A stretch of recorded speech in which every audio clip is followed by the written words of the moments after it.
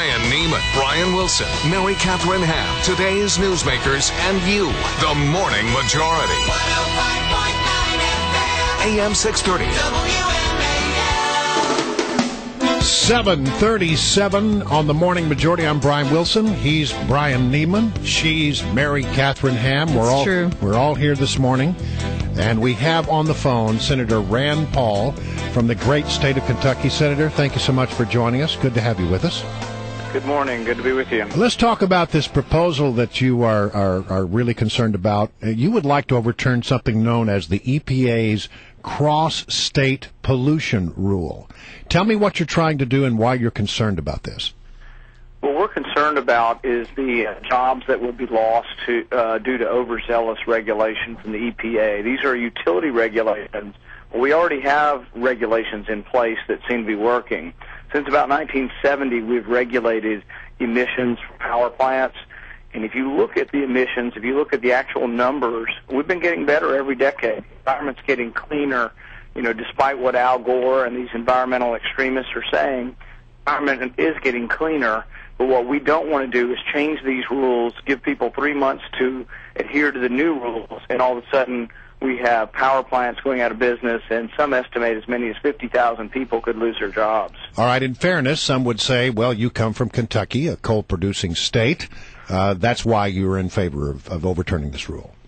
If the facts were otherwise, I would not champion overturning this rule because, really what we're arguing for is not getting rid of the rules. We're just arguing for keeping the existing rules. And if you look at emissions and you look at them and we'll see what emissions are doing over the last several decades, we're doing a good job. The rules we have in place are working. But if they make the rules so strict that we can't produce power, what will happen is, we get 50% of our electricity nationwide, not just Kentucky, nationwide from coal-fired plants.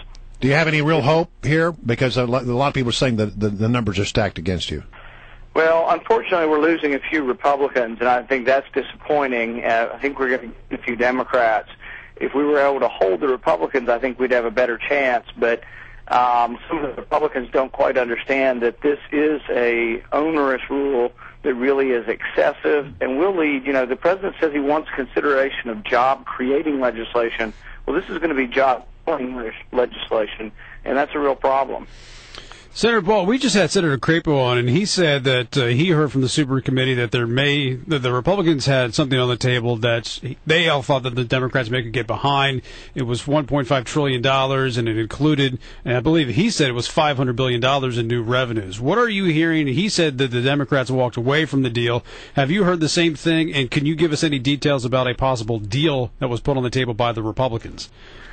Yeah, my understanding is that the Republicans have offered several deals for the last several weeks. Each week, the Republicans have brought new and deals that we think the Democrats can look at, and these are deals that would have tax reform that would get rid of loopholes for millionaires and billionaires and corporations that don't pay their taxes, just like the president wants. We figure we're coming towards him, but we do want to do it in the midst of tax reform that simplifies the tax code and lowers the rates. The one thing historically that's been shown to actually lower unemployment was when Kennedy lowered the top rate in the 60s, and then when Reagan lowered the rates in the 80s, each time unemployment was cut in half. So we do want lower rates, but we can get rid of loopholes and make it revenue neutral. What's your take on deal or no deal? You think this thing's coming together in 2 weeks? Well, I'm hearing the same thing that others are hearing, that the Democrats have walked away from the table. What I'm worried about is that I think the president may not want a deal at all. Mm-hmm. He's out campaigning, and when he campaigns, he wants to campaign against an intransigent Republican Congress. And so if we actually make a deal or come together, it might be good for the country, but not be good for his electoral plan. So my fear is that it doesn't fit his campaign narrative. And I hope I'm wrong, but that's my worry. Do you think it's possible that the Democrats really don't care if there's a deal because they can live with the cuts to Medicare, because there are obviously deep cuts to military spending, that they're saying, you know what, the deal that we already have in place where you have cuts to defense and some to Medicare is probably better than anything we could get out of the Super Committee? Is it possible the Democrats don't really care to make a deal? Well, I think they may not care to make a deal, not because they don't like or because they like sequestration. In fact, I think both sides don't like sequestration and would like to avoid it. So for weeks, I've been predicting they would make a deal because they hated sequestration so much.